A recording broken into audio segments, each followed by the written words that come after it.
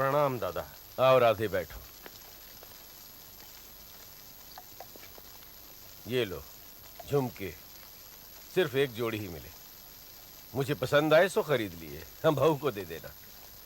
और बाकी ये शाल और साड़ी वगैरह, एक तुम्हारी भाभी के लिए और एक बहू के लिए। दादा आप तो मुझे बड़े धर्म संकट में डाल देते हैं, ये आप भाभी को ही दे दीजिए। नहीं राधे, तुमसे बड़ा धर्म संकट तो मेरा है। तुम मेरे सगे या रिश्ते के भाई होते तो मुझे ये सब नहीं देखना पड़ता, लेकिन तुम ठहरे मेरे मुंह बोले भाई। कोई कसर रहने पर कोई उंगली ना उठा पाए, ये देखना भी तो मेरा फर्ज है। पर दादा मेरा भी तो कोई फर्ज बनता है। भाई वो तुम जानो, सारा दिन आज बाजार में घूमना पड़ा है, सारे बदन में दर्द हो रहा है। सोचता हूँ मालिश करवा ही लूँ। जरा रामदीन को भेज देना। अच्छा। और हाँ, ये सामान भी तो ले जाओ। ये अच्छा। देवर जी जैसा लालची आदमी तो मैंने आज तक नहीं देखा। खबरदार जीजी, उन्हें लालची कहा तो। क्यों ना कहूँ। माना कि मेरे स्वामी का दिमाग खराब था तो उन्होंने झुमके तुम्हें दे दिए। अगर तुम लोगों में लालच ना होता तो अपनी ओर से लाकर मुझे नहीं दे सकते थे। एहसान फरामोश कहीं के। एहसान कैसा? वो काम करते हैं तब खाते हैं। आहा, काम करते हैं। जब एक एक दाने को तरस रहे थे तो मेरे स्वामी ने मुंह में कौर ना डाला होता तो आज इस दुनिया में ना होते। तब भला क्या काम करते थे देवर जी? मेरे स्वामी का दिया खाती है और मुझसे ही जुबान लड़ाती है। मेरा दिया हुआ पहनती है और मुझे ही आंखें दिखाती है। इतना ही काम करने का दम है तो कहो ना देवर जी से कहीं और जाके कमाए खाएं। 4 दिन में पता चल जाएगा। पैर नहीं दबाओगी क्या? अच्छा ठीक है, कल सुबह जल्दी उठना है। जल्दी ही सो जाऊं तो अच्छा है।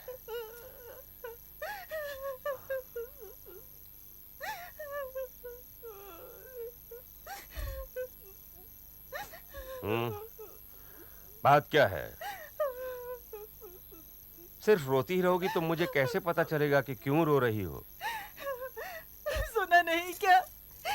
लेकिन तुम्हें क्या, तुम तो सुन सुनकर सब तंबाकू के धुएं में उड़ा दोगे। इतना तो सुना, इससे भी कहीं ज्यादा न जाने क्या क्या मुझे सारा दिन कहती रहती है। मेरा जीना दूभर हो गया है स्वामी। सुना, सब सुना, लेकिन भाभी ने जो कुछ भी कहा उसमें एक बात भी झूठी नहीं है। मैं क्या अपने भैया के पैसों पर पलकर बड़ा नहीं हुआ? तुम्हारे कपड़े लत्ते, तुम्हारे ये गहने क्या मैं अपने बाप के घर से लाया था? ऐसे खाने पहनने से क्या फायदा? जिंदा तो रहना है। इससे मौत हो जाए तो अच्छा है। जब तक अपने हाथ में पैसे नहीं आ जाते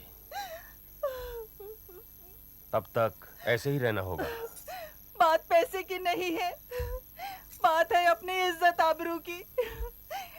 आज तक उन्होंने जो कुछ कहा मैं सब सहती रही, लेकिन अब मैं ये धौंस नहीं सहूंगी।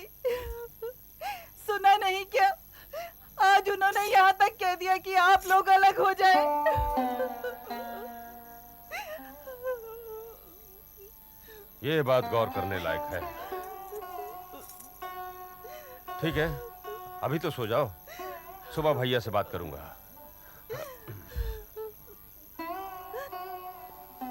आओ राधे आओ। आज कुछ परेशान नजर आ रहे हो, तबीयत तो ठीक है ना? हाँ दादा, पर अब क्या हुआ?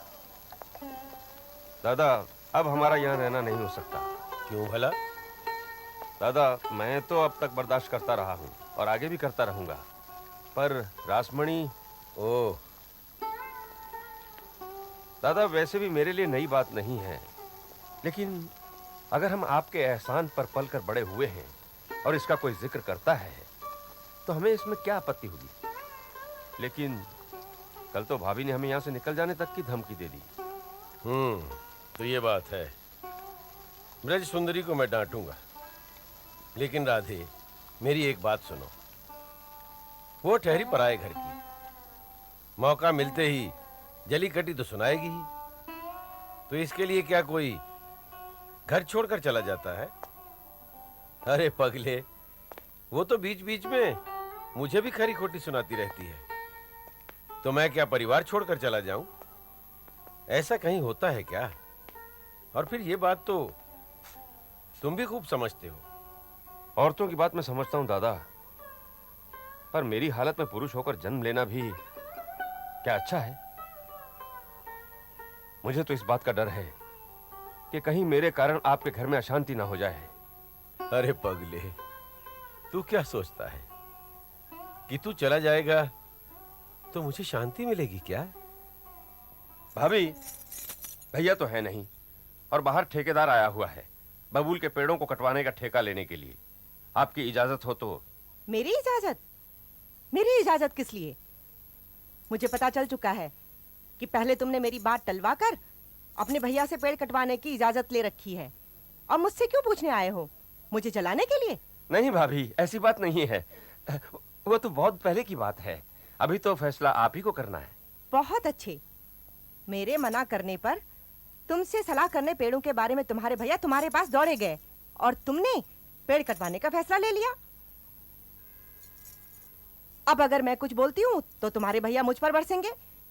और देवर जी, तुमने भी तो जानबूझकर ही ठेकेदार को इस समय बुलाया है। क्यों बर्बाद करने पर तुले हो? भाभी, आप बहुत गलत इल्जाम लगा रही हैं मुझ पर।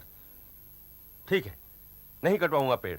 ना बाबा ना, ऐसा ना करना, नहीं तो आते ही मुझ पर बरस पड़ेंगे। लेकिन तुम जैसा नीच देवर जी मैंने आज तक नहीं देखा। ठेकेदार के साथ मिलकर दलाली में सैकड़ों रुपए तो कमाओगे ही, और मेरे मना करने पर मुझे डांट खिलवाओगे। जाओ जाओ, जो जी में आए करो, मैं जिम्मेदार नहीं हूं बाबा। लूट लो, कर दो कंगाल हमें।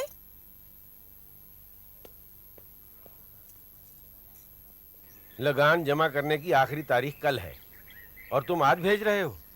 अगर ये लोग वक्त पे ना पहुंच पाए और लगान जमा ना हो पाया तो सारी जागीर नीलाम हो जाएगी। ये भी जानते हो? जानता हूं दादा, पर क्या करूं, लगान की पूरी रकम इकट्ठा कल शाम को ही हो पाई है, इसीलिए आज भेज रहा हूं। खैर कोई बात नहीं, लेकिन इन लोगों को तो रात रुकना पड़ेगा ना, वो भी इंतजाम करवा देना। कर दिया है, इसीलिए तो इन दोनों को भेज रहा हूं। आप कहें तो मैं भी चला जाऊं? नहीं नहीं नहीं नहीं नहीं, उसकी जरूरत नहीं, ये लोग संभाल ही लेंगे।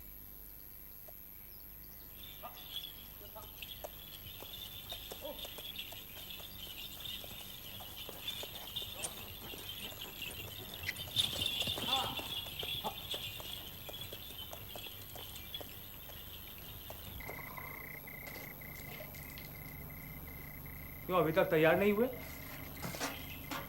अरे भाई, अभी तो 2 घड़ी रात बाकी है, क्यों ना थोड़ी देर और रुक कर चला जाए? अब और देर करेंगे तो वक्त से कचहरी नहीं पहुंच पाएंगे। तो ठीक है, सब तैयारी है ना? हाँ, बंदूक में गोली भी भर लिए। आओ चलो। चलो।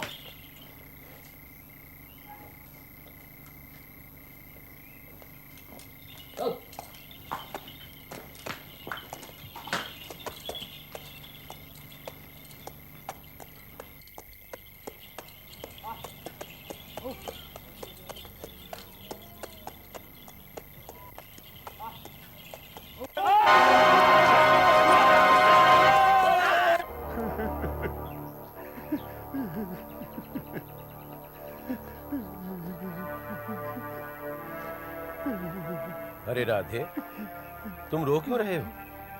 इसमें तुम्हारी क्या गलती? नहीं दादा, गलती मेरी है। अगर मैं उनके साथ गया होता तो उस दिन वो रात में ही सराय से निकल पड़ने की गलती कभी ना करते और लगान की सारी रकम लुटने से बच जाती। लेकिन उसके लिए तो मैंने ही तुम्हें मना किया था। भला इसमें तुम्हारा क्या दोष? नहीं दादा, दोष मेरा ही है, आप कुछ भी कहें। दोष किसका है और किसका नहीं, ये सोचने से अब नहीं चलेगा। सारी संपत्ति नीलाम हो गई, अब गुजारा कैसे चले यही सोचना है। ये रोना धोना छोड़ो और हालात से निपटने के लिए मेरी मदद करो।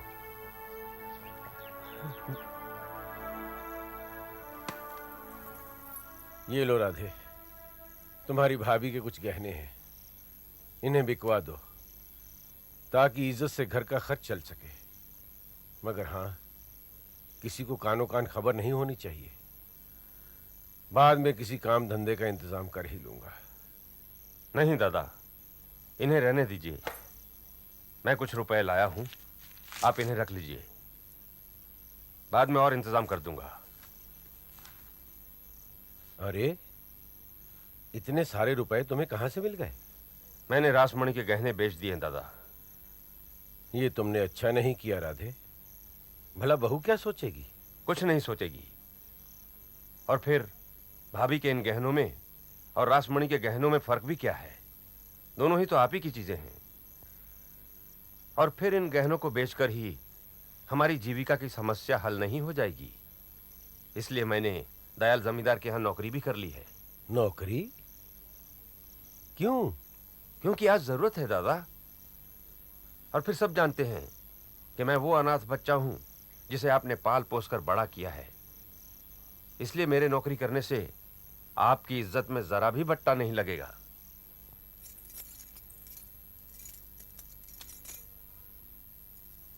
ये लो भाग्यवान, अपने आभूषण संभालो। देखो, भला हो राधा मुकुंद का। उसने पहले ही बहू के गहने बेचकर रुपयों का इंतजाम कर लिया था। ये रहे, लो, रख लो। अच्छा, मुझे तो बड़ा अफसोस होता है। मैं ऐसे ही आए दिन उनको कुछ न कुछ सुनाती रहती थी। हे भगवान, मुझे क्षमा करना। उसके बारे में एक और बात बताऊंगा तो तुम शायद चौंक पड़ो। क्या? उसने जमींदार दयाल के यहाँ नौकरी कर ली है और घर का पूरा खर्चा उठाने को भी तैयार है। अच्छा, ये लीजिए इस तिमाही का हिसाब। सारी जमा पूंजी, ब्याज, लगान का ब्यौरा इसमें है, देख लीजिए। नहीं नहीं राधे, मुझे दिखाने की जरूरत नहीं है। मुझे पता है जब हिसाब तुमने तैयार किया है तो सही होगा ही। अब की बार अगली तिमाही से तुम वेतन पर नहीं, हिस्सेदारी पर काम करोगे। नहीं मालिक, मैं नौकर आदमी हूँ, मुझे वेतन पर ही रहने दीजिए। नहीं नहीं राधे, बैठो बैठो। देखो राधे, तुमने जब से हिसाब किताब संभाला है मुनाफा बढ़ रहा है। हो सकता है तुम्हारे नसीब से अगली तिमाही से हिस्से में तुम्हें इतना कुछ मिल सके कि तुम शशि भूषण की नीलाम संपत्ति वापस खरीद सको। जी चाहता तो मैं भी यही हूँ। उनके बहुत एहसान है मुझ पर। अगर इतना कर सकूं तो भी कम होगा। तो फिर एक काम करो, यहां से जब भी फुर्सत मिले मेरे मित्र हरिभजन जमींदार के यहां भी थोड़ा सा काम संभाल लिया करो। वहां कोई बंदोबस्त करने वाला भी नहीं है। उन्होंने तो पहले से ही हिस्सेदारी पर काम संभालने के लिए प्रस्ताव दिया है तुम्हारे लिए। जब आप कह रहे हैं तो भला मुझे क्या एतराज हो सकता है। मैं कल ही चला जाऊंगा उनके यहाँ। अच्छा, अब चलूं? हाँ हाँ, चलो चलो, मगर हरिभजन जमींदार से जरूर मिल लेना। जी अच्छा। प्रणाम भाभी। जीते रहो देवर जी, बड़ी देर कर दी। हाँ, आज दो दो जगह से रुपए मिलने थे ना, और जब लक्ष्मी मिलने वाली हो तो देर सवेर कौन देखता है। ये लो, इस महीने दोनों जगह से वेतन के बदले हिस्सा मिला है। हिस्सा अब खुले हाथ से खर्चा करना, किसी बात की फिक्र मत करना। देवर जी, तुम हर महीने अपनी सारी कमाई लाकर मुझे दे देते हो। रासमणि कुछ कहती नहीं तो बुरा तो मानती ही होगी। अरे नहीं भाभी, कमाए कोई भी, लेकिन घर का खर्च तो बड़ों को ही चलाना होता है। और फिर तुमने उसे देने दिलाने में कोई कसर रखी होती तो शायद शिकायत भी करती, लेकिन मैंने उससे आज तक एक शब्द भी नहीं सुना इस बारे में। अच्छा, ठीक है, लेकिन मुझे संकोच होता है। अरे इसमें संकोच की क्या बात है। ये लो रखो भाभी, और देखो खाना तैयार हो तो मैं नहाने जाऊं। अच्छा, मैंने तुम्हें कितना समझाया कि बड़े बनना आसान है, लेकिन बड़प्पन बनाए रखना आसान नहीं है। कितना बर्दाश्त करती, उन्होंने ऐसी लगने वाली बात कह दी। बड़ी हैं, कुछ भी कह सकती हैं, लेकिन तुम्हें जवाब नहीं देना चाहिए था। चाहे वो जो भी कहें। हाँ,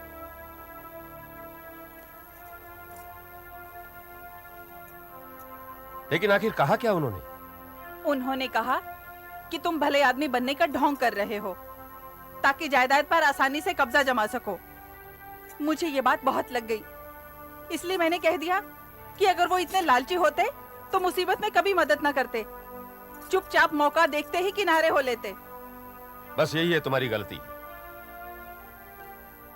उन्हें कुछ भी कहने या सोचने दो।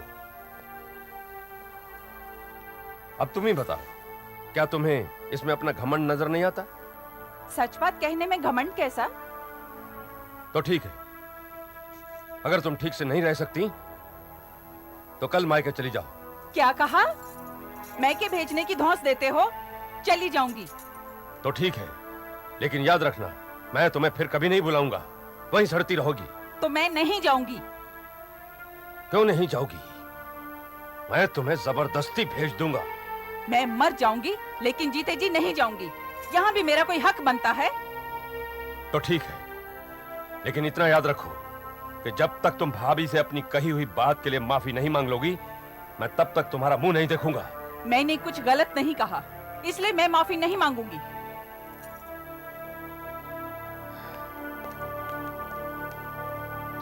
कल मैं कचहरी जाकर बाकी के सारे कागजात ठीक करवा लूंगा। वैसे मैं आपको तकलीफ न देता, लेकिन जागीर की खरीद के कागजों पर आपके दस्तखत होने जरूरी थे। ये तुमने मुझे नाहक दौड़ा दिया राधे। अब जब तुम अपनी कमाई के रुपयों से ये जागीर खरीद रहे हो, तो फिर वो मेरे नाम रहे या तुम्हारे, क्या फर्क पड़ता है? फर्क पड़ता है दादा। जागीर आखिर आपकी थी, जो कि एक मामूली सी लापरवाही की वजह से दूसरे के हाथ चली गई, इसलिए वापस वो आपको ही मिलनी चाहिए। फिर लापरवाही तो मेरी ही थी ना, कि लगान ठीक समय पर न पहुंचा सका, जिससे आपकी संपत्ति नीलाम हो गई। मैं कानून को तो नहीं बदल सकता था, लेकिन आपकी संपत्ति वापस ला सकता था। सुला दी। मगर ये तो बताओ कि इतने सस्ते में ये जागीर वापस कैसे मिल गई? मुझे पहले से ही अंदाजा था। इस जागीर को खरीदने वाला था एक व्यापारी। अब उसे जमींदारी के काम का अनुभव तो था नहीं। सदर की लगान उसे घर से जमा देनी पड़ती थी, इसलिए परेशान होकर उसने मेरी मर्जी की कीमत पर जागीर मुझे बेच दी। ओह, तो ये बात है।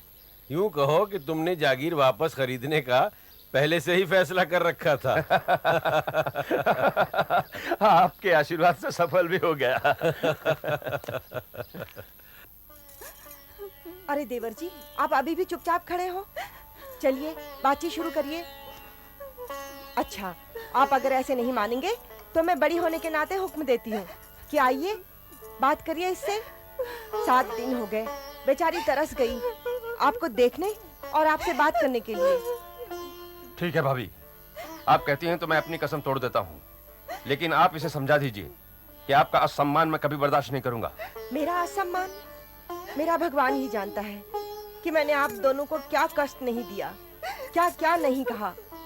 पहले तो ये बेचारी लड़ भी लेती थी, पर वक्त बदलने के साथ तो इसने जैसे अपनी जुबान ही सी ली। इस घटना को अपवाद मान लिया जाए तो मैं तो आपकी एहसानमंद हूँ कि आप दोनों ने मेरी इज्जत हमेशा बनाए रखी। देवर जी, अरे मैं भी कितनी मूर्ख हूँ, यहीं बैठी बातचीत कर रही हूँ तो आप कैसे बोलोगे? अच्छा, मैं चलती हूँ।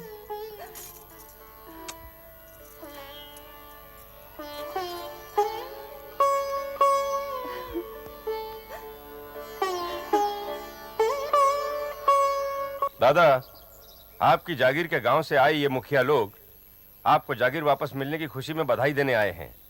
अरे बड़ा अच्छा किया आप लोगों ने जो आप सब यहाँ पधारे। दादा, ये सब चाहते हैं कि इस खुशी पर आपकी तरफ से एक बहुत बड़ा भोज हो। अरे भला ये भी कोई पूछने की बात है? तुम आज ही पंडित जी से मुहूर्त निकलवा कर कोई अच्छा सा दिन तय कर दो और अपनी जागीर के सब लोगों को न्योता भेज दो। क्यों, ठीक है ना? बाबू शशि भूषण जी की जय। बाबू शशि भूषण जी की जय। बाबू शशि भूषण जी की जय। क्यों लखन, सब ठीक है ना? अरे इधर दो कुछ।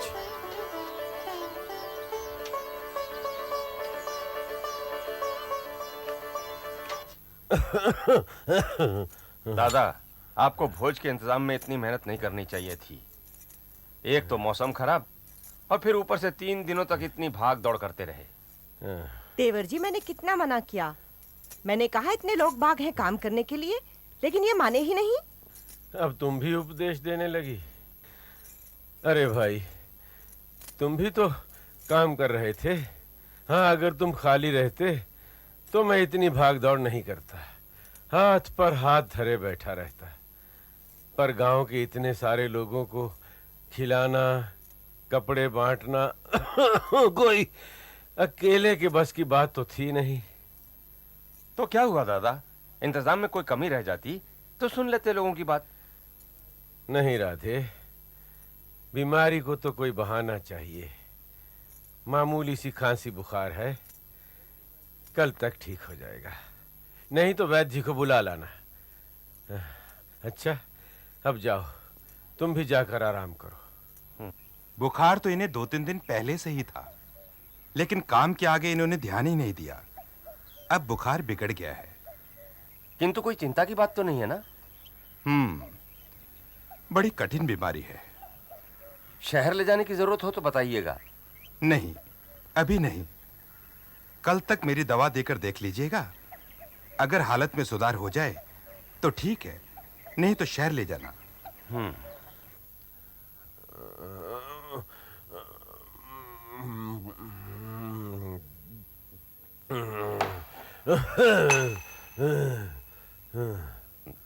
दादा, जागीर के बारे में किसे क्या देना है बताएंगे तो बड़ी कृपा होगी।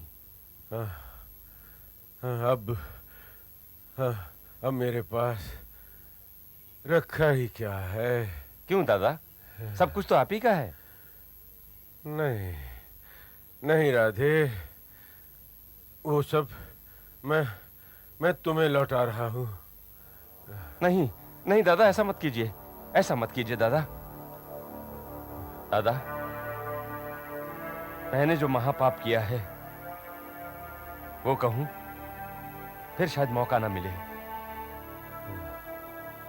पता नहीं मैं अपने मन की बात ठीक से कह पाऊंगा या नहीं, लेकिन कोशिश करता हूं। बचपन से ही दादा, आप में और मुझ में कोई अंतर नहीं था। फिर किसी कारणवश मुझे लगा जैसे हमारे बीच ये जो दानी और आश्रित का संबंध है वो हमें कहीं दूर खींचे ले जा रहा है। इस डर से कहीं ये सचमुच हमें अलग न कर दे, मैंने योजना बनाकर आपके लगान की सारी रकम लुटवा ली ताकि संपत्ति नीलाम हो जाए।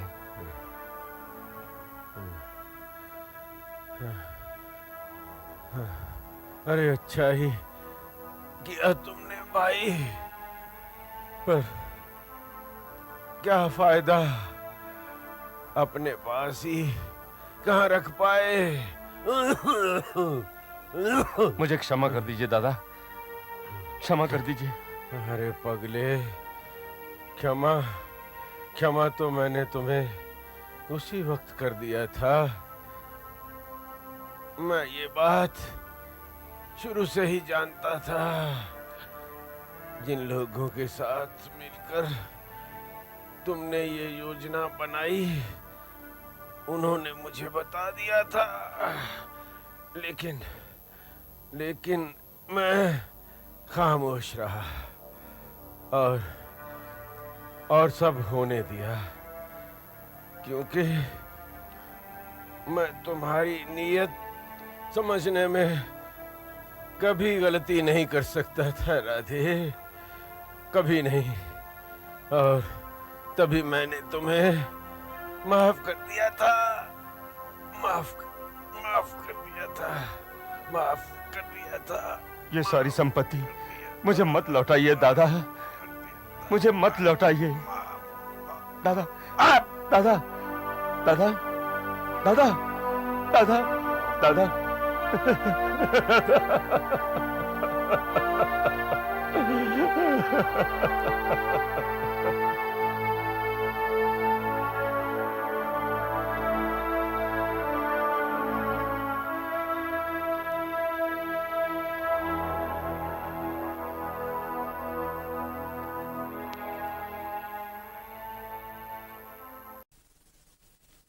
हमारे नए पड़ोसी आए हैं, उनका बड़ा बेटा सो क्यूट।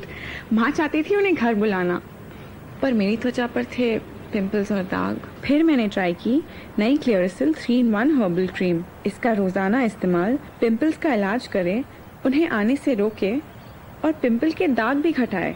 और आज सुबह वो क्यूट पड़ोसी खुद ही आ गया हमें बुलाने। एक ही क्रीम ने इतना कुछ कर दिखाया। नई क्लेरासिल 3-in-1 हर्बल क्रीम, त्वचा साफ झलके।